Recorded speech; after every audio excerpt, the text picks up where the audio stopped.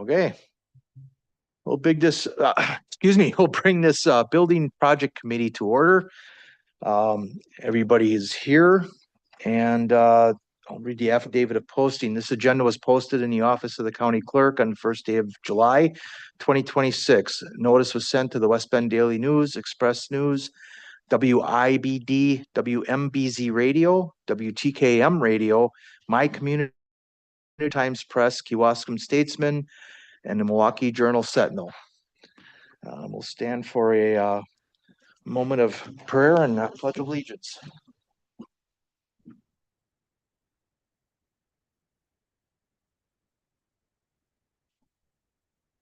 I pledge allegiance to the flag of the United States of America and to the republic for which it stands, one nation, under God, indivisible, with liberty and justice for all.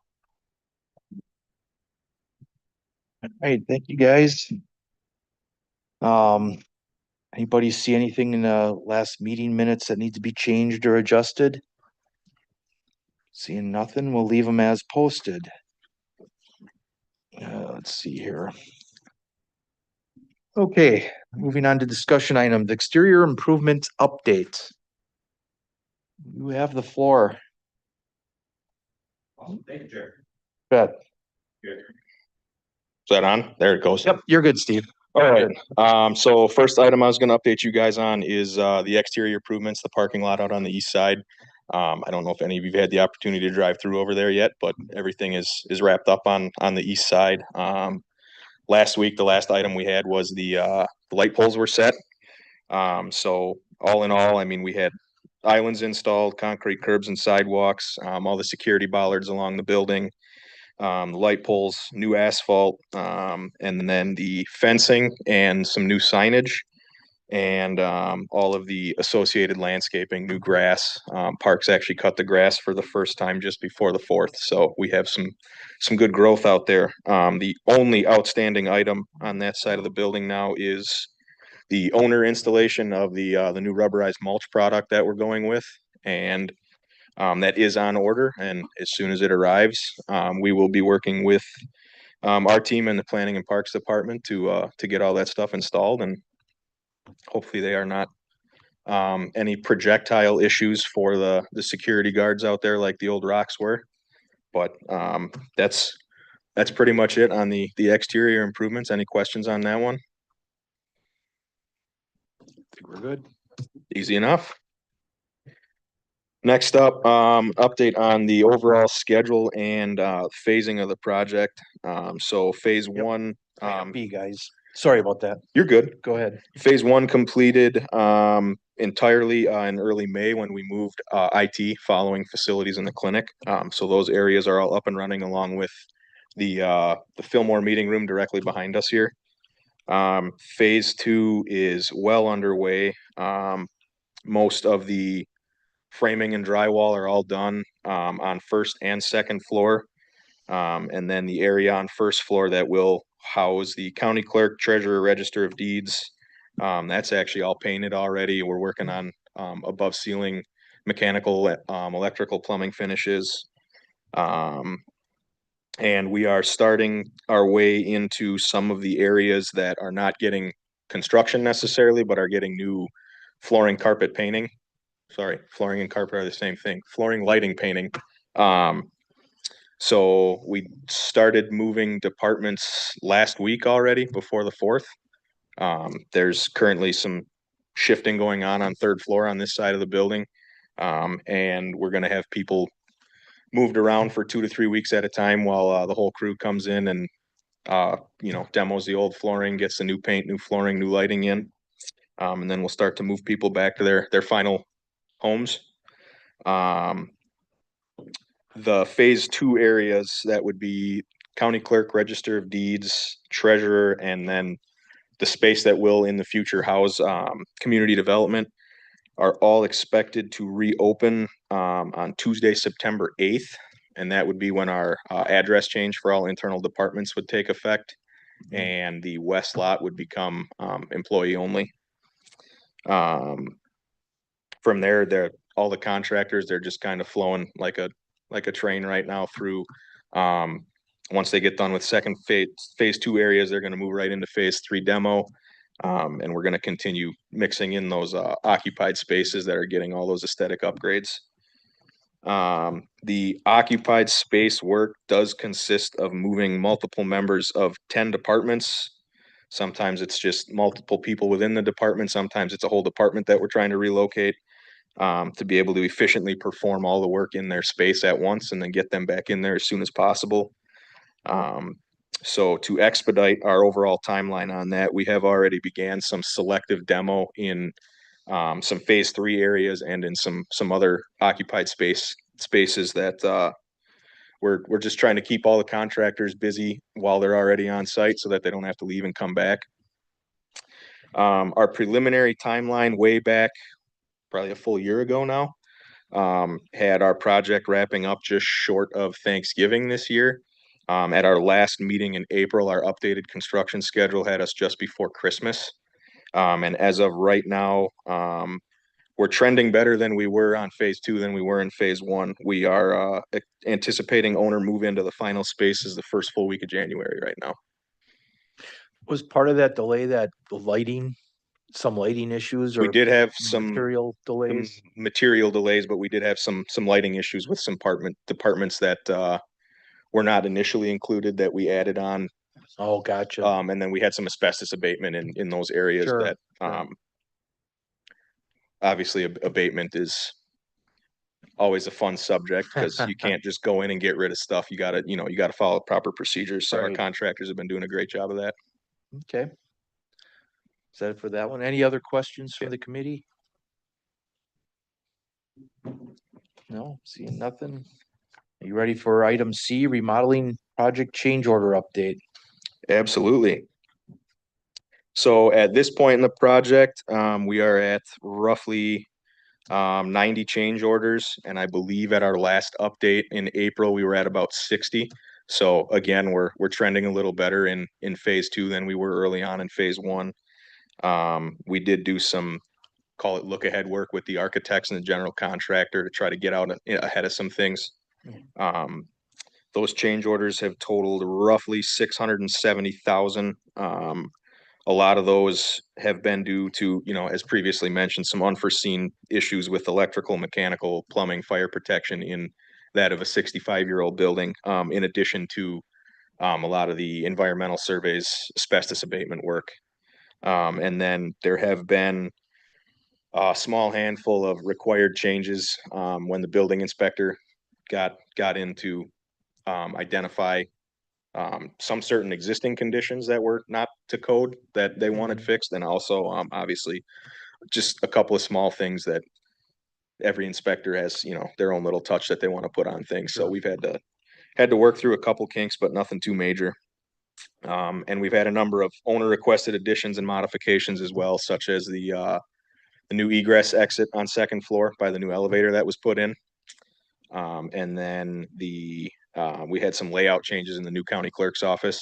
So a little bit of added cost with those, sometimes a little bit of a delay. We've been pretty lucky on this one. They were able to roll with the changes down in the county clerk's office, and I don't think that even added a day to the schedule. So we did all right there. All costs have been accounted for at this time for our environmental surveys and our asbestos abatement. So that is a big chunk of that 670 that I previously mentioned. Sure. The only thing we have left is a minor abatement in some of the phase three areas, but we've already gotten that cost from the contractor, so should be no surprises when it comes to that. And then, yeah, like I mentioned, we did a little, investigation for future areas based on what we've seen through phase one and phase two so far to try and mitigate any further delays as we get into the final phase of the project. Okay. Any questions? Go ahead, Supervisor Gallots. Yeah, Steve, so Yep. thank you for that reminder about the abatement piece, and I know we were trying to project based upon past experience with a 60-year-old building so I think if my master's is right, we're roughly, 8% or so of the total spend has been on change orders, give or take. I'm just averaging. Yeah. 670 into whatever. We got like 281 remaining. Yep. Do we anticipate using that? As of right now, strictly from a change order standpoint, we feel like we're in a pretty good spot just based on what we experienced in phase one. Phase two was more areas of the building that have been recently remodeled, so we had slightly lower spend this phase versus phase one, whereas phase three, we're gonna be getting back into some of the older areas of the building. From a, structural, mechanical, standpoint, we're feeling pretty confident in that 281, but there are a few other factors that Carol will actually get into when she gives the budget update on just some unforeseen changes that we've made internally to kind of try to expedite the overall timeline. Sorry, maybe I didn't follow then. So you anticipate spending that down or? not? Yes, sorry. Directly answer your question, yes, we would anticipate using the majority of the remainder of that, if not all of it. And if you allow me a little latitude and subsequent agenda items, we're likely gonna consider office need and spacing for potential new facility. Yep. And so I think we brought this up at a previous meeting is, what are we learning about floor space and design and flow so we don't have to have future change orders, as you even alluded to, by the elevator and some other things. So I know it's fluid. Mhm. Yeah. You guys are probably like, wow, Brian, you're expecting a whole lot, but if we know what the needs are, we should be able to predict with some degree Correct. of accuracy and a little help from an architect friend, 8 to 10% contingency is not unusual. Yep. But if we can, control that Mitigate a it a little little. better based on, especially like a new facility, if that is gonna be our avenue, I would think that we'd have very little or wouldn't tolerate a lot of change orders on a new facility, but obviously an old facility, that's a different story. Yes. Yeah, I would definitely say the biggest pickup we've had, particularly through phase two, is power and data seems to be one of our biggest fluid expenses. It's sometimes looking at a floor plan with department heads or occupants of certain offices. They think they know what they want until they actually see the structure up. So we have been trying to safely get department heads into these construction areas once the walls are at least framed out so that they can kind of see the layout of everything they're going to be dealing with, and we can make any changes before we start hanging drywall and insulating stuff so that we don't have to rip everything back apart and redo it. So that's to your point about, kind of learning as we go. That's definitely the biggest point we've taken from this last phase is making sure that between IT and the actual occupants of the future space that they get in there and have a chance to see what they're going to be working in for the next, hopefully forever. Well, and if I can add to that, in my experience, it's been change orders in an existing building are unforeseen conditions like we're getting here. Change orders in a new building are because of changed minds. Yes. Because people want to, oh, wait, let's put a wall over here or add a room over there, right? So yeah, hopefully if we go Whole down different reasoning. absolutely, and hopefully if we go down the road of the new building, as Supervisor Galatz alluded to there, that we have some pretty good footing and lessons learned from this project in Sure. terms of details like that would change going forward. Any other questions? Supervisor Krebs? You said in the second phase that, a lot of power and data type stuff that, is it like locational, once they visually see it, it's not in the right spot, or is it instead of 2 outlets, we need 5 outlets? It's- Scope growth. Correct. It's a little bit of both. There've been a few offices that they've had some scope growth where it's mainly been with data where they're gonna have additional workstations or additional printers. And then, yes, there's also been some, this is where the furniture is gonna be laid out in here, this is where your window is, whatever, and, that's not the location that we need this in to be effective. So, there's been a little bit of both to answer that, yes. Thank you. Are we all good then? If you guys are, I am. Okay, no more questions from the committee. We'll move on to the exterior signage update. Miss Kara. How are you Hello. today? I'm good. How are you? I'm good. Good. So exterior signage, we have a contractor on board that is going to be doing our exterior signage for us. They are, you'll see in your packet their first draft of the shop drawings. And they're doing some modifications. So if you look at some of the photos of where the signs are there, how they're shown, they're not really shown in where their final resting spots are going to be, but that'll be updated soon. The signs for the buildings, which we're calling the post and panel signs, including visitor parking, will be installed before September 4th, likely much before that. Likely in August timeframe.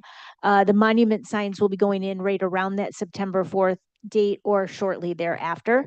We're working with the electrician on the power for those monument signs as well right now. Overall, our budget for that portion of the project was $100,000, and we came in at $102,867. So just slightly over budget for those signs. So we're moving forward with the whole package. So any questions that I can answer for anyone about those signs? Anybody? Supervisor Schwab? Thank you, Mr. Chairman. I like everything that's in the packet. Mhm. I think it looks Great. good. It'll be good. My only suggestion is that in parking lots, as people are leaving the parking lots, and maybe somebody already thought of this, but I really think we ought to have signs indicating that those people going into the court or sheriff's, into secure areas will need to go through metal detectors, and they should leave anything in the car. Yeah, there's requirements for that, and those will be posted. That's not part of this particular portion of this is like kind of more the bigger signage. So, but yeah, there is a standard for that, and that will be posted in multiple locations before you get to security. Okay, thank you. Supervisor Gallitz? Yeah, thank you. So, Kara, I know you and I had spoken about Mhm. this some time ago. First, I'm not a fan of a big monument signage. I don't think we need that, but that's besides the point. So my question is, because of that masonry work, and I was looking at some of the drawings and that, how do we account for future maintenance and repairs? Is that going to be added into your budget or the building budget for It'll be accounted for in our maintenance budget. Yes. the freeze thaw or Mhm. masonry work? You'd also mentioned there was a potential different material that might be better for our climate. Was that research or was that possibly part of this? Yes, looking through that actual specification with our current vendors. So they are going to be coming to the table with that specific product that we're looking at. They'll have a couple of options for us. Meaning better for weathering. For weathering, maintenance, just overall, just overall what is going to work in that particular location. Thank you. I hate to ask, but the stone veneer, is that thin stone or is that full depth? It will be a facing on it. It's not going to be like It's a not full, gonna be the yeah. full stone. Mhm. Okay. I guess I don't know in my experience if that's really saved a whole lot of money. But Yeah, if that's the way they designed it, and the reason being is because water can get behind there and pop those out from time to Mhm. time. They are easier to replace, yeah. whereas the thick stone kind of lasts longer. Mhm. But again, you already priced this out, Yep. so I don't want to go down Yeah. that road. Okay.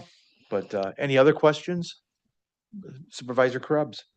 For the illuminated monument sign, it says electrical by others. Is that picked up in the building? Yeah, that was already included with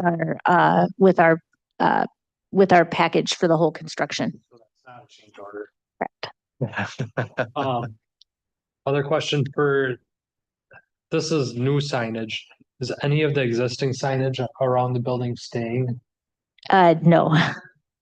It's all gonna be replaced. What about? Yeah, some of it's already gone. But anywhere where you see those brown signs with the old logo, those will all be removed. From this side of the property, we are not touching anything over at PAC at this point. So you'll still see those old signs over there. What about on this building though, across the front where it says it's Herbert Thames Government Building, is that staying? That is staying. We're not removing that at this point. Right, unless somebody says we got to get rid of that, but the monument sign is going to say that as well. So it's not going to be an entrance anymore. But the building signage will remain there. What would be the sign, the lettering up on the second level? Mhm. Okay, just wanted to make sure of that. So, Mhm. thank you. Any other questions? If not, we'll move on to remodeling project budget update. Okay, so our total funding right now is at $8,066,501. Spend to date, this also includes anything that is already accounted for. So the whole of the construction project, so what we've signed a contract for and or issued POs for is included in this number of 7,265,643. So all the change orders roll into that number as well. We had some remaining projects. You may remember that we have some projects that are kind of just that are part of this whole package that we're including in our tracking. And there's $616,000 estimated remaining on those projects. So that has our remaining contingency at the $281,000. As Steve noted, we do expect that we are going to spend a great amount of that on change orders involved with phase 3. And then as he alluded to, we do have some concerns with the aesthetic upgrades and the departments that we're relocating, specifically clerk of courts, which is a department of 22 people, and the district attorney, which is a department of 17 people. And they have two separate data sources, the state and the county. And so we're having in order for us to complete the work effectively, we're having to relocate large numbers of that department. And in the case of the clerk of courts, we're relocating the whole department unexpectedly. So we are seeing some costs related to that we're concerned that we're not going to be able to potentially not be able to cover with this contingency. We don't have those numbers all lined up yet. We're still working on the logistics of those moves, but we expect to have those in the next week or so. Or at least for the clerk of courts department, we expect to have those in the next week or so. The DA is not until their work is not going to be until November. So we will be working on that next and have those numbers likely by probably the next meeting that we have with all of you. So we will know at that point in time what the impact is going to be for us. But it's very challenging. I know we're moving a lot of people right now, and we're doing it fast because the contractors come to us with a schedule that gets this done fast for us. So we're doing everything we can to make that happen. So I know Mike and Lonnie are both involved in moving in the next couple of weeks. So we'll be working with, I think Mike's moving tomorrow, if I'm not mistaken. So we're working with a lot of different individuals and trying to meet their needs. And the clerk and courts in DA's office it just became a very big challenge for us. And we have some swing space with the branch 5 up in the Justice Center. Not sure if everybody's familiar with that space, but the clerk of courts is actually going to move her whole office into that space for approximately 3 months. So it's going to be an interesting time for them. And then we hope to use that space for the DA as well to capitalize on the data drops that we're having to do to move the clerk of courts. Interesting. Any questions I can answer about budget or the logistics around that in particular? Supervisor Krebs?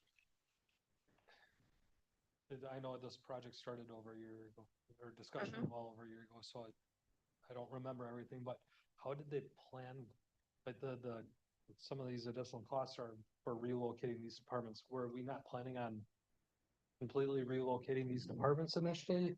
We were not. We were expecting that the contractor would be able to move through the space in a way that would allow us to leave people in place. But when we got down to discussing the logistics of it, where we're going to have electricians working overhead while we're doing carpeting and keeping that moving from a a timing perspective and keeping the contractors out in front of each other, it just didn't make a lot of sense. Some of the departments we did know we're going to have to move because there's construction taking place within their departments. We always planned that the clerk of courts would at least have a presence in the branch 5 area, because their whole front desk is getting torn out and redone. And a hallway is going through that area with the new plan. For the most part, we did plan for all of our moves and they're included in the budget. It's just the clerk of courts and the DA, the logistics around it and the added component with the data, that as we were planning this in facilities last year, we were not fully aware of, has added some cost to that. I understand it's easier to, just clear out of a space for the contractors and stuff. But they also probably have it easy, it's easier for them and more beneficial that, I don't know if are we getting any credits back for like kind of making their job easier? That I kind of touched Yeah, on that I a know little you're bit going- today, and we haven't gotten into any discussions, but we did touch on that a little bit today. Obviously, we have to keep our work environment for the employees productive too, so it's definitely a two-way street. It just seems if we're really running tight on contingency money and if the contractor's getting benefit from it too, that we capture some of that.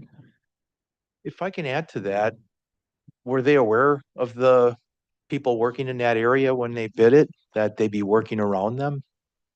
Well, for that Yes, they were. case, they were. And they were okay at it at the time of bid, right? Is that what you're kind of alluding to? It's a two-way street. Right, It's exactly. easier for our people sometimes to just get out of the spaces, no different than remodeling your kitchen. Sometimes it's easier to just get all the way out. Sure. But it also makes the contractor's life easier. And if their bidder was originally based off of tougher conditions, we're making it easier for them. So it's definitely worth it. Especially. Yeah, I agree with you. Thank you. Any other questions, committee? Okay, do you have anything else to add on this? I don't. We'll move on to the next one. So that would be that was the budget, Health and Human Services Department space needs. Scott, you taking the floor on this? Yes, Mr. Chair. So we are shifting gears a little bit from the current remodeling project to potential future health and human services building. What you have in front of you, the first one is a space needs analysis. You might recall that the county had set aside $460,000 to a space needs analysis. And what that was we hired PRA architectural firm to meet with Julie and a lot of our team. And we appreciated that Julie and her team was made available on relatively short notice and more than once to meet with PRA to kind of come up with a space needs analysis. So what that means by space needs analysis is work with our team. You'll see in the report basically like square footage of offices and conference space and family rooms and all that kind of stuff that is kind of very unique to the health and human services world, combined with a analysis of who needs to be near each other, who needs to be on the first floor, who can be on the second floor, that kind of stuff. So you'll see in your packet, I want to make sure I'm clear on this, a draft version of that. We have a second iteration in our hands, and we'll be meeting with the architectural firm tomorrow, actually, to get some building layouts and how that kind of looks like. So when you see in your packet, it's not a building layout, it's just a connectivity of who should be near who and stuff like that. So please don't look at that as a potential building layout plan, but definitely some connectivity. So with that, we wanted to share those analysis with you. You might recall originally put aside roughly 75,000 square feet. This one's at 70. We're still probably tracking to somewhere between 65 and 75,000 once we're all said and done. Again, once we get the building layouts and know where are the stairwells, where are the elevators, all that kind of stuff. So we're still tracking in that range of the space needs analysis, what we're looking for. Working with Julie's team, and now she's done a good job of looking at those rooms and saying, okay, what can be shared, right? It's one thing to say one department needs this, one department needs that, another department needs that, going, all right, but if you all need the same thing, can you share that same space? Right. And that's the part where we're starting to get down to those nitty gritty details of what can actually be shared between departments. And it's really helpful once you get a building layout to say, yeah, that actually can be shared because it is all on the first floor. It is nearby versus, it can be shared, but if they're up in the upper left-hand corner and someone's down in the right-hand corner and you can't get there because of hallways and who knows what are badges. So that's the kind of stuff that we still got to kind of work on and help to finalize once we get into the plans a little bit more. So certainly if any questions on that, I think we're moving well along. I think we're heading in the right positive direction, and hopefully tomorrow we'll see some more positivity coming out of our PRA architectural firm. The one question I have, Scott, is, I mean, I appreciate we're always trying to look at the smallest footprint we need. Mm. But as we found out with change orders and stuff, are we allowing ourselves a little wiggle room so that we don't run into a problem, you know, for future growth too, right? Enough space, extra space for that future growth Right. kind of problems, right? Yeah, one of the things we worked on with PRA was to not just look at current needs, but try to project into future needs where that need is greater or less. For Right. instance, some might be greater, some might be, maybe a little bit less space. So Julie's team went through that exercise. I know Julie did look over, those results too, and I don't want to speak for her. She certainly can too, but it is something that we are looking at to make sure we're not putting ourselves in too small of a hole, or like the current building where the layout just isn't feasible. So Sure. I think a lot more will be said tomorrow once we actually start looking at building plans and stuff like that. But if you want to comment, you certainly. Yeah, I would just say, I mean, one of the things that as we've been discussing the needs is we have been talking about some space that can be converted in the future without creating too much. But I think right now, what you're seeing is right, that like the numbers and the square footages of offices. I think when we start working with them probably tomorrow and then the next meeting in a couple of weeks is when we start to see where everything is actually potentially laid out, then we can get a better sense of what is convertible space, what isn't convertible space. We have a few offices already sort of planned with some potential planned future growth. But to your point, we have to be cognizant of, well, what, 20 years from now, what is going to be the need? And as work is different now. Some of our positions are hybrid, and so we've taken that into consideration when we've designed some of the office space needs. Some people are there all the time, all day, every day. Some people are in and out in the community, and then some people are, in the office half time and at home half time. So. Yeah, but my thought process is if we're putting, 50 million or whatever into this, it's like this building was built in the 60s and we're still able to utilize it. We're just remodeling inside and stuff, but the space is there, so I didn't want to get too short where, like you said, this building's built and it'll last us maybe 50, 60 years like this one is, and all of a sudden we're out of room because we didn't think far enough ahead. That's just my objective or my thought on it. Anybody else have any thoughts to share? Supervisor Schwab? Thank you. One of the paragraphs in here talks about keeping the existing morgue. And I just wonder, have we done a good study on that to make sure that it's gonna last long enough to make sure it'll be useful for more than 5 years? Because if we figure out that it's really gonna be defunct and need replacement, I'd rather take care of it now. Certainly. Well, one thing is we're kind of, I'll call it renting or leasing space at the Old Samaritan for that purpose right now. It's my understanding that it's currently functioning well and utilized. So we have not done a specific analysis as to look at that, to going, yeah, it's going to last for 50 years. So that analysis has not been done. But we've been able to utilize it. Could be a secondary option somewhere else, another county that we could probably partner with. But we're also looking at not having it last forever. That one thing is when we do a jail expansion, it is important to the executive that the medical examiner and sheriff's office continue their nice cooperative agreement. Having them housed in the same location seems to work well for both entities. And that if that facility no longer is in use, then we do a new jail expansion. That'll be the time to actually look at creating a new morgue. So no, we did not do any analysis to your question of how much longer is that place going to, utilized. I would imagine from a space needs analysis, it's not like the county's going to double in the next, population in the next 10 years or 20 years. So I would just, from a technical engineering standpoint, I would think the space needs analysis would be okay. But we really haven't done any more analysis on it than that. Since you raised the topic of a future jail expansion, in the long range plan, what kind of a time frame might we be looking at for that? if you would have asked me like 10 years ago, we were getting close to the cusp of actually having a jail expansion. We actually have a sketch in there. That's why it's on your master plan. And then our jail population recently has gone down. I don't know off the top of my head what it is right now, but it's gone down significantly where now the jail expansion, I think, is easily 10, maybe 20 years out or something like that. So it is one of those things that kind of ebbs and flows a little bit. So I don't think it's right around the corner by any stretch of imagination. Thank you. Supervisor I could Gal? just add, I'm excuse me, sorry. sorry. Go ahead. I know in working with the architects, as they design the layout of the building and how the building will be placed on the parcel, they are sort of sketching out a space that if we added the morgue later, it would be available if that was a decision that the county board wanted to move forward with in the future. Thank you. Yeah, thanks. That makes sense too, because that, again, if the morgue doesn't need it, you got future expansion for us, for other purposes too. Supervisor Gallitz, you still had a question in there? I do, thank you, Chair. So if I thank you for the material. If I look at, I'm having problems with Prime Gov, but the space piece, the very last page, 17, it says page 17, like 70,000 square feet. So I'm just curious, how does that compare, but a little bit to the previous question about current needs and potential future needs, so that, how does that 70,000 compare to what we have today? Very close.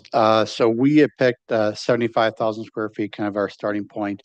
If you go to the PAC and use that whole, I'll call it the western wing where most of the human services, our functions are right now, and you include the area of the elevator and the area right around the elevator, that area and the vestibules, that's 75,000 square feet. And if you're familiar with it, elevators have a lot of wasted space around them on all 3 floors. So you take that into consideration. We're pretty close to what the square footages is right now. I haven't done the exact analysis to know exactly how many square feet, but that whole footprint on all 3 floors was 75,000 square feet. So again, we're still trending between 65 and 75 until we get that building and start looking at that. So very close to the same square footage that we have right now. Hopefully with some efficiencies that we can create, we'll be right around that same number.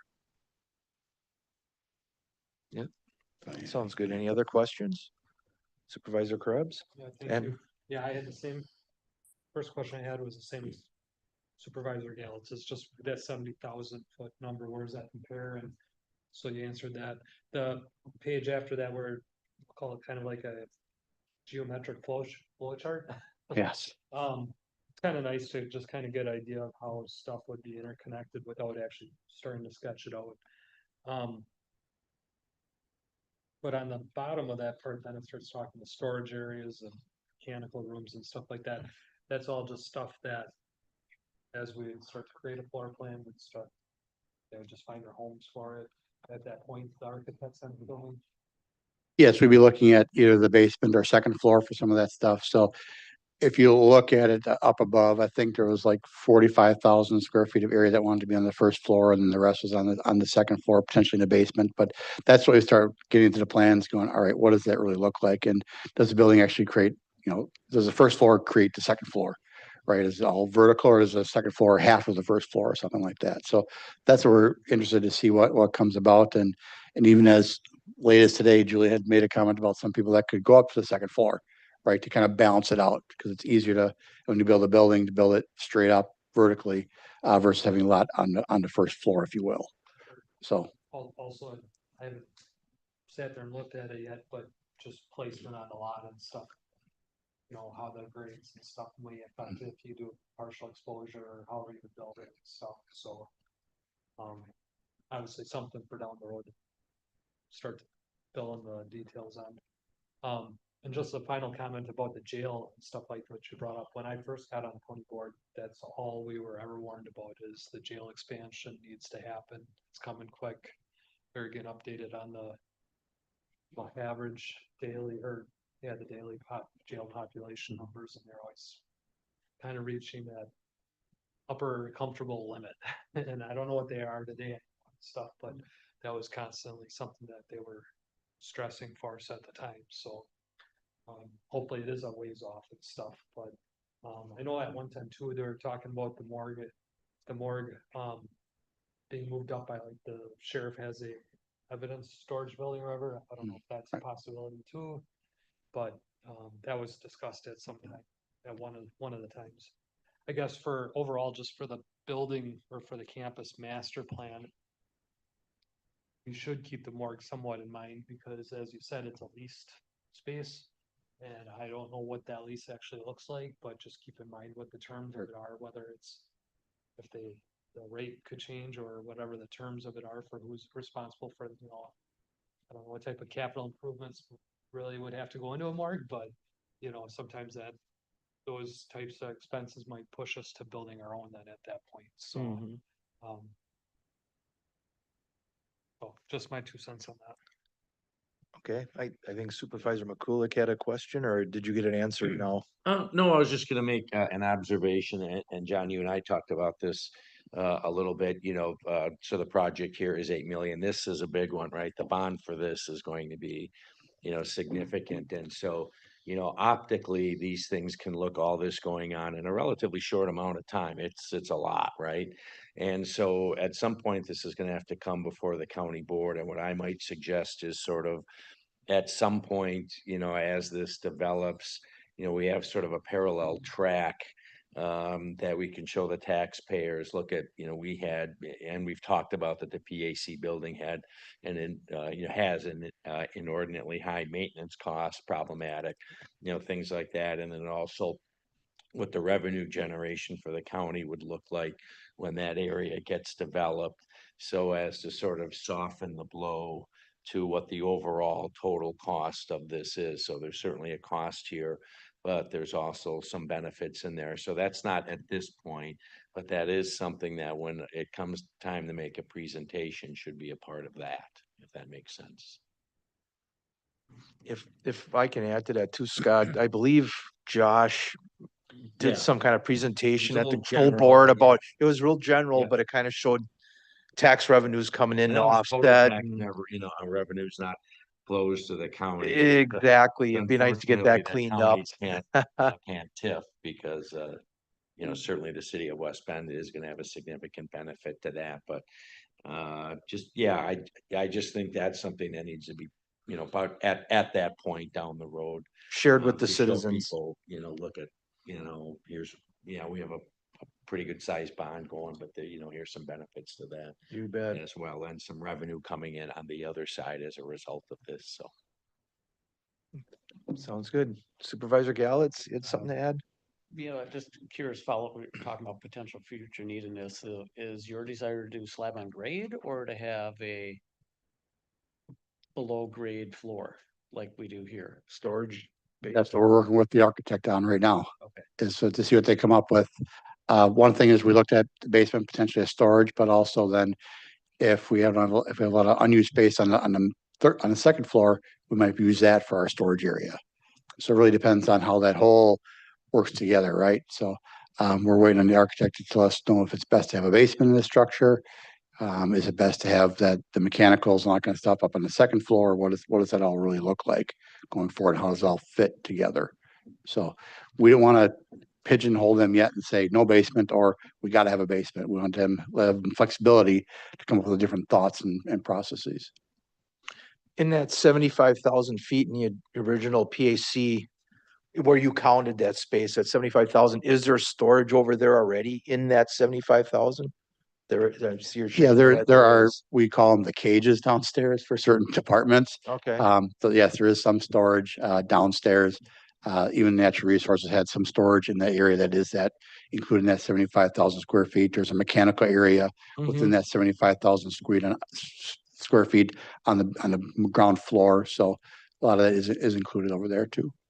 okay. Thank you. Does that answer your question? Thank you. Okay, then moving on here, we, let's see, where were we here? The alternate locations on G. Health and Human Services alternate locations. So a great segue from the last question about the large potential bond that could be coming away with the new building. You might be aware the executive is having us look at other possibilities too, instead of just looking at one thing going, building $50 million or maybe a little bit less. But we should actually do our due diligence and look at other options as well. Certainly we'll be including the potential redevelopment of the PAC. It will be included in some of the other options as well. But a couple of things we're looking at doing is right now we have an RFI out. That's a request for inquiry to see if there's any interest for a private sector interest in actually doing a public-private partnership to build a building roughly on that same site on the east side of our campus.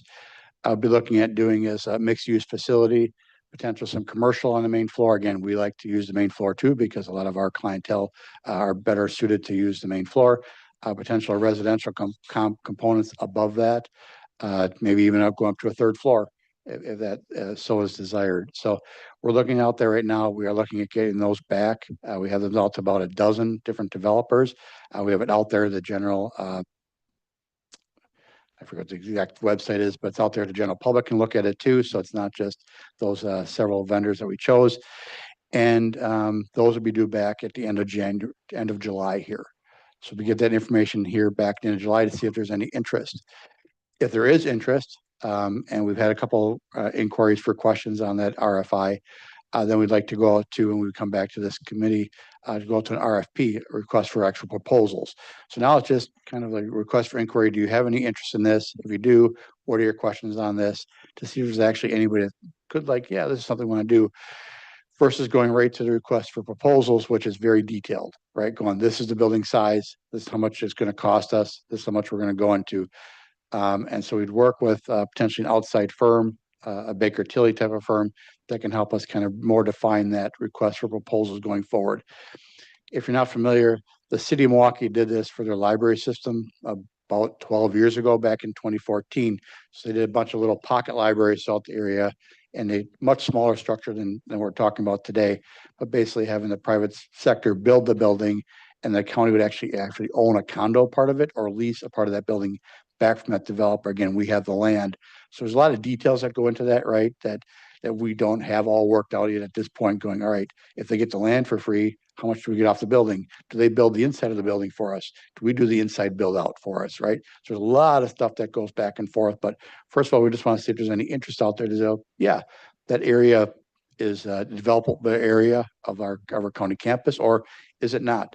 There's certainly some areas that could walk to that area, but that's obviously light industrial right to the left. We got the highway department that's close by, but we have potential other building sites that we talk about now with the PAC behind the sheriff that maybe are a more walkable area to get there for commercial interest. So it's tough to say what's out there, right? Without going that, we went to the RFI process, is to see that they are, and is there someone that wants to maybe work with us to create that RFP and then to go forward. But with that process, just understand that slows this current building process down, because if we're going to get those results back in July, we probably don't want to start the design part of this building in August, and where that's a $900,000, price tag going forward. So I don't think you'd probably want to, but that's your decision. Probably pause that and slow that down a little bit, the building process, while we work through this RFI, if someone comes through with that. So that's the RFI that we're looking at. We're also looking at a public nonprofit partnership to look to see if there's a way to actually work with a public nonprofit partnership to see if there's any interest of them actually building with us, alongside with us. They taking the lead, most likely us taking the lead on something like that, to see if there's something out there. That also might include some federal dollars, which also then delays the process, as you can imagine doing that. We're also looking at potentially going off campus to look at remodeling a current facility somewhere here in West Bend. So again, we got a building project, potentially a public-private partnership, a public nonprofit thing we're looking at, and also utilizing existing off-campus buildings. So a lot of balls up in the air, if you will, that we're looking at right now. But I think it's best to do our due diligence and not just lock into one thing, which we know is going to be a relatively large ticket expense coming down, but look to see if there's another way of potentially doing that in the community and with another partner potentially. So with that, just want to make sure that you're aware that we're going through those processes right now. I think the county executive mentioned that at one of the last county board meetings when he was going through this. They'll be looking at other things, but this gives you a little more information about what those actually are that we are actually exploring right now. But with that, we'll talk about the schedule next, but that does push our potential building project schedule back a little bit. I guess when we talk about stuff like that, knowing the dollars is important, right? Yeah. Because we know it's 50 million to build and then we gotta maintain it and all that stuff. Now maintenance will be low, but the important thing is knowing how a long-term lease is gonna look then and what's that gonna cost Correct. versus owning our own building, right? It's hard to predict leases because they might only wanna go 10 years and then renegotiate, right? So Yep, and that's why we're looking at a lease option, but also maybe a the condominium condo option, thing, yeah. where we would own the condo inside that. And then what kind of fees would be associated with that as well? Oh, All, yeah, all of them, Right. exactly. There's definitely a lot of Moving- work that we're doing behind the A scenes. lot on of moving this. parts here, Yes. right? And hard to make a decision when we don't know the moving parts yet, so. Does anybody, Supervisor McCulloch? So some of the things, that, that you just described, Scott, are you aware, are there any models out there right now? I mean, yeah, we talked about the, library, that's kind of a small scale. Is there anything that we're familiar with that we've seen, elsewhere in the country or? We haven't done a lot of extra research on that. We found this model. The person that actually did it in Milwaukee County is still there, so we're able to rely on that person to kind of help us through this RFI process. But like I said, that if we're going to an RFP process, most likely we're going with I'll call it Baker Tilly, because they reached out to us because they do a lot of our work with our county as well in the past. So that may be something we go with the RFP process. They'd be able to help us going, yes, this is very, common or not common. Okay, So okay, thanks. I actually have a wrap-up question on that library thing you brought up in Milwaukee. Is that still going and working well? we got a Milwaukee County resident. Okay, I can only tell you, just by going by it, right? So I mean, it's, there's apartments upstairs and up on the second floor, and the library is on the first floor. It seems to go well. I mean, I think it's to take into consideration a different clientele, right? Yeah. So I think as we go down this road of exploring other options, we also have to take into consideration, what is being proposed and then how that aligns with, the services that are being provided out of Health and that Human was my next Services. question. Yeah. Libraries are a little more quiet, Yeah, right? ideally, right? So, okay, Yeah. Traffic would be different. Yeah. exactly. Whoops, what did I just close up here? Oh, there we go. Supervisor Krebs. and I don't wanna get stuck on Milwaukee and the libraries, but in their model, is that where a private developer built and owns the building and the city just leases back, or how's that ownership structure? I believe it was a lease back. I have to look at that. Would that be kind of similar to like how some developers own post offices, and the post office leases the land back? Mm-hmm. That more so? Could be, yeah. Well, like I said, a lot of questions. Supervisor Schwab. We did the electrical build out for that library for North Shore, and I believe it was that was private developer with lease back, but one of the things that got to be difficult is with all the different moving parties and especially the libraries and looking for donations, it got to be a really long dragged out process, which added probably 20% of the cost as well. Just because there was a picture or a period in there where there were sharp increases in material costs, and it started out being a really good idea, but because of the delays, they lost some efficiencies as well. Good to know. Any other questions? Are you good with the location updates?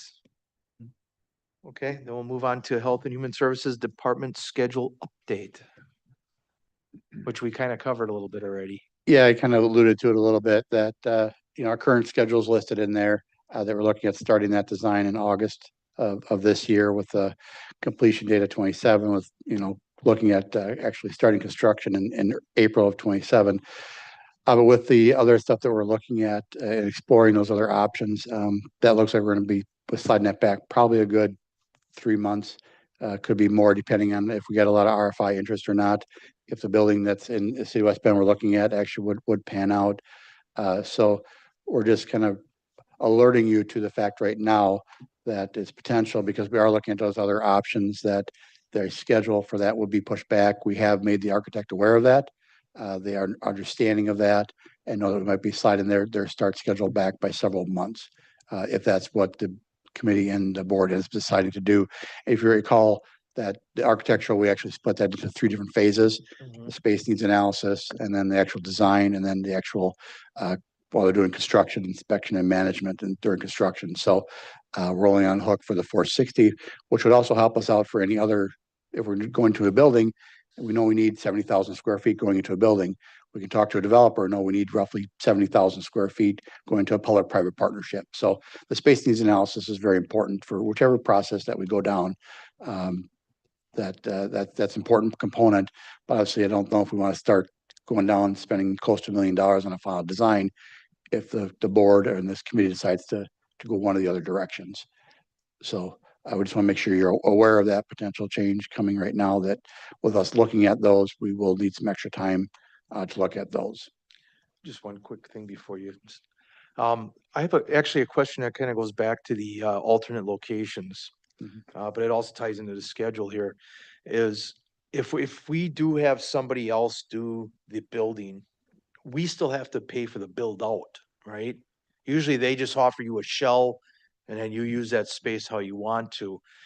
So I guess it'd be good going forward that we know the cost of that build out as well and how that ties in with the whole lease and overall costs in the long run. Correct. Yes, Right. there is, if they're building the building, maybe get a cost savings in the building. We might be donating the land. There's a lot of agreement that has to go through a lot of fine details with working with any developer of how that all is going to work, right? And who gets to pick on even the HVAC units, right? Sure. What quality they are and all that kind of stuff. So there's a lot of details need to go into a lot of those decisions, no doubt Yeah. about it. Well, just so everybody understands that even if we go that route, Yes. there's still gonna be building costs. May not be 50 million, but I'll bet you it'll be all at 10, 15, 20. I mean, yes, Right. because you're sharing the cost of the parking lot construction Yes. and all that kind of stuff. So there, Right, so everybody just keep that in mind. Yes. There's also costs for building out with that decision too. Mhm. Sorry, I didn't mean to hijack that. Any other schedule updates? no, that's it. Just making sure that the committee is aware and you're okay with us slowing down the process a little bit to explore these other options. If you don't want us to explore the other options, now is a great time to tell us, don't spend the time. We want to build a building. I'm sorry, Supervisor Gallitz did have a question here Kind too. of What I want to get to is, I think what would be critical to understand is how does this potential delay? First off, what would the cost be, or is there additional cost to explore these different partnerships? So that'd be one. Second would be, what does that do for the overall next gen housing piece? Because if that's phase whatever of the next gen housing is decommissioning the PAC and putting up condos and houses, that's gonna have an impact on the timeline. So if this takes 4, 5, 6 months, and then we finally get into deciding about how much we want to spend as a board, and that delays it for another, so we could be a year from now before, and how does that impact over there? So I would almost argue, make a decision now. Do we want private, public? Do we want whatever these, or are we just going to proceed with doing what we can control for our needs? And if there's secondary that comes to it, because we say, hey, look, let's put a third floor on or put a basement down. And if that could future turn into private, public, or some other fashion, then so be it.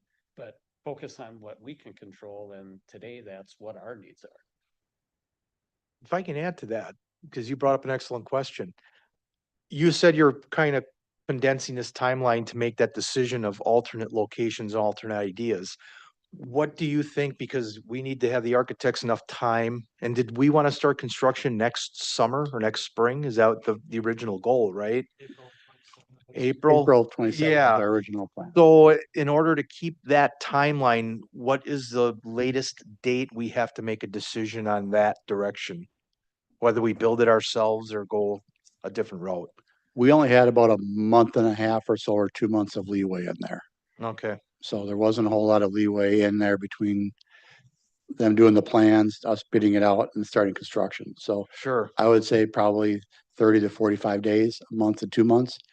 So that's what we have kind of built into there of kind of like that Okay, contingency time in the schedule. yeah, so the next thing is our next meeting date to be determined. I'm assuming sooner rather than later. And when you get all the information you need to share with us, just so the committee knows, we'll probably be meeting in the next 4 or 5 weeks, Yes, I would say early August. early August. Okay. Anything else from the committee? Supervisor Krebs? Yeah. Couple of things. The first one, Scott, you kind of I think I heard you ask for kind of like, are there of the options, ones that maybe we're not interested in or not, for feedback like that, I guess. Unless the RFI or the existing off-site buildings type stuff, unless something like that pops itself and shows itself very quickly and very strongly, I don't really have good feelings about those options. So, unless there's some gem that really pops out, I don't think that's really in our best interest or the way I see this going. The partnership with like nonprofits and stuff like that, there again, if something quickly shows itself, great if we could build it into the planning process. If not, maybe it's something where if we do have additional square footage of the building, it's more of a lease agreement back to them that bring them into that building, or if it's the right partner and stuff like that, a future addition to that building down the road, if it would make sense. But at the end of the day, my gut feeling is if building on our own soil and just controlling the process, anything other than that just puts a lot of cooks in the kitchen. So that's my feeling towards that, but if stuff comes forward, please present it. I don't want to waste a lot of time on that though. What I do think that we should spend the time on in this timeline process that will definitely add time noises. I feel like before somewhere between we get the full set of plans either completed or definitely, obviously we'd have to before construction starts, but getting the full county board vote on the bonding aspect of this to make sure that, I guess, I don't know how far in the design process are we really going before we get the full county board support on the bonding. We've also authorized, the full board's authorized the design, but we haven't authorized the actual construction bonding. Do we get the architect going and get to 30 or 50% design and then all of halftime, we'll break there and make sure the county board is still. I agree. I think it would be do our due diligence and bring it, maybe an update of some sort to the full board. I don't wanna rush just to break ground, because rushing in the beginning always costs you that. Right. I'd rather start a little slower on it and you always gain speed towards the finish, so. Yeah, and we have been doing some updates, and if I recall, I believe Josh had already also said at one time that this budget process for the next 2 years, part of that budget process was for the new building, right? Yep. So we kind of got implemented that already, but yeah, we still have a long ways to go. For a county board update / we get our full bonding approval, that's a good time for Josh, Mike to come back with a little bit more detail on kind of like what you're alluding to, how is it net out on the tax levy? Sure. How does this bigger picture look Yes, with a little more detail? a little more updates. How everything will shake out and stuff. Well, Yeah, sure, Scott. With this design, when they get this done in August, right, this conceptual design, they are including a cost estimate to Fred as well. So you'll have a cost estimate at that point, right? So we've got this kind of 45 to 50 million kind of hanging out there right now. That'll give us a good feel for what that is and certainly can bring it back to the committee and board at that time to the lip. If you're looking at borrowing, then Aaron Dahl can do his magic and see what that would actually look like. so kind of at that August, end of August, kind of once we have some of those better cost estimates in place. I almost feel like we'd be better off taking a 30 to 60-day kind of pause and taking that to the board. Get a better feel for the temperature again before we really let the architects go loose on it and start designing. I agree. Supervisor Schwab? 3 points. I think, I agree with everything Supervisor Krebs said, but to that point, I think it would have to be a very, very attractive offer from a private entity or a different public entity to want to partner with them, just because of the headaches and all the coordination that would be required. So, yeah, I think that makes sense. If it's not an extremely attractive offer that Right. comes up quickly, it's probably not gonna. Pan out. The second thing is, I think county executive did a fairly decent job of putting the board on notice before we spent money on engineering fees that, look, if you're not gonna support this in the long run, don't support it now. And so, yep, it does make sense, to bring it back, but unless there's something egregiously wrong, I don't see that the board would change. Now, that being said, I've been a part of a couple projects now, whether it was the staff driving it or whether it was the architect driving it, but stuff came to the board, not necessarily this board, at the last minute, without time to really look at the plans, without time to really look at things and offer suggestions. And it was kind of like, oh, you got to vote now because it's going out for bid. No, delay the bid. I think it's more important to make sure it's done right and done well, than just to rush through it. So, yeah, I appreciate those comments as well. Absolutely. So you're in vote and approval with sharing it with the full board now, what we know, or as soon as we can. I Right. don't think we're far enough along to share with the full board yet, but. In at- a at- couple months, we might be, Yeah, in right? a couple End months. of August, I think. so. Yeah, At least, as an informative, um, to bring people along, people have to see things multiple times to get comfortable with them. And I think that would be a wise step to take, just to, yeah, here's kind of what we're looking at. I agree with that. I think if we bring them along, so they're along for the whole ride, it'll be easier for them to understand at the end. Oh yeah, we've followed you the whole way, so we're good with this. If I could just chime in about when we voted for the funding of that design. I don't know if I said it in the meeting, but I know I said it to others after the meeting and stuff. Just to vote for that, I'm mostly in favor of it, but I always reserve the right to change my mind. Yeah. And so that's why if by August, if we have better funding estimates instead of a $10 million swing, if we can narrow that down, maybe we'll be coming in at 35, hopefully. Or if it's coming in at 55 Mhm. or, whatever, at least we'll have a better idea if we're still in a good position to want to take whatever that new fine-tuned estimate is going to be at. So Makes sense. Supervisor Combs, did you have something to say? No, I just want to make it clear in my statement that it seems to resonate with Supervisor Schwab and Krebs so far is don't muck up our needs with these other alternatives. That's what I Right. want to make sure is clear. Sure. 'Cause we should be serving ourselves first. And again, if secondarily, we can help out other individuals, but that should be a secondary piece. Cause that could take 6 to 8 months for people to realize what their needs might be. Sure. Yep, we have our responsibilities to the county.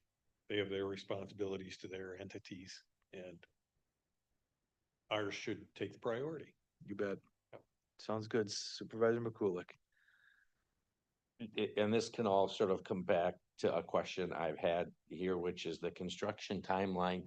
Scott, is that was our master plan? I mean, I guess to bottom line this, like, what's my hurry on this? Explain what? Well, Oh, the hurry? yeah, I'm Oh. just asking that we look like, we're all talking about this thing and, and actually as this has gone along, I'm like, man, by December 31st, 2028, we're gonna have a building and move people, and it's just out, and then as we're talking about these, now we've thrown this idea out there about public drivership, about evaluation, it just seems to me like, is there some reason why this needs or has to be done by December 31st, 2028? Is there a compelling reason for that? A couple different things. One is rules around when you can borrow and not borrow and your budget cycle. So Okay, that's so one of the budget cycle. things that comes into it. For the- We're delaying some maintenance on the public agency center right now. And so because we don't want to spend money on a building that potentially go down. So we're delaying that maintenance. The further we delay it, the maintenance costs go up, right? If you're not going to tuck point now, and replace windows, then you might have more problems with mold and everything else that could potentially be involved with the building. So by doing that, we're kind of delaying that. So the sooner we get an answer of which way we're going, we kind of know how we can spend our money more wisely in the short term.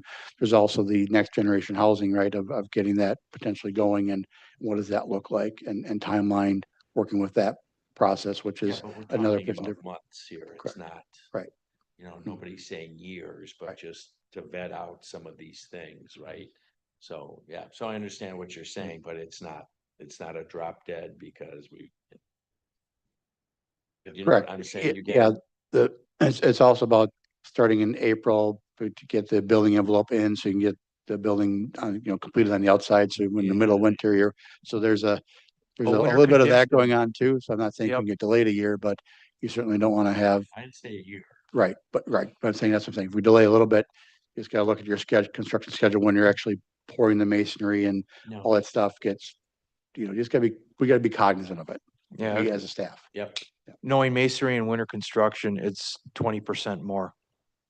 If you go into winter, your 20% costs go up. So there's something with the timeline with that. Supervisor Gallitz? Maybe my question got lost in my earlier statement. So how will any delays in this, as you just mentioned, Mr. Schmidt, next gen housing, right? If that's phase 2 or 3, I can't remember. When does that have to be gone? The PAC to be gone to facilitate the next, so we have to be in harmony with. Correct.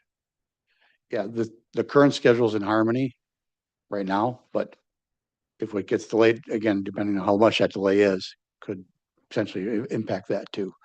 I haven't worked with Deb and her team yet to see what a 2-month delay or what a 6-month delay or whatever would look like in her plan.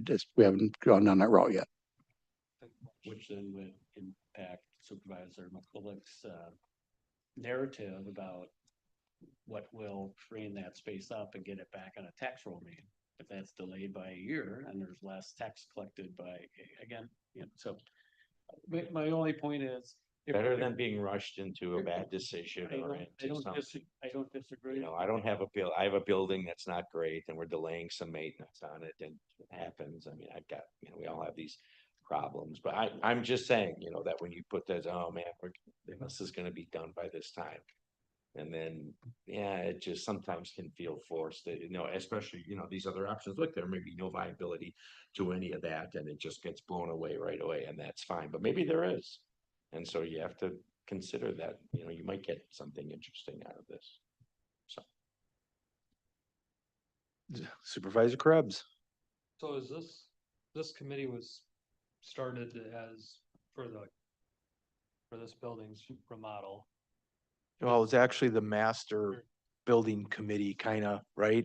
Is that Their what it- master plan. Master plan was current kind of building. the thing. Now we're looking at, So is this like our next chapter that, That's what I was told. okay, just making sure that I didn't actually get the full story here. If I understand it, this committee is gonna run the whole thing, right, from here on out. But we did start with a kind of a master plan.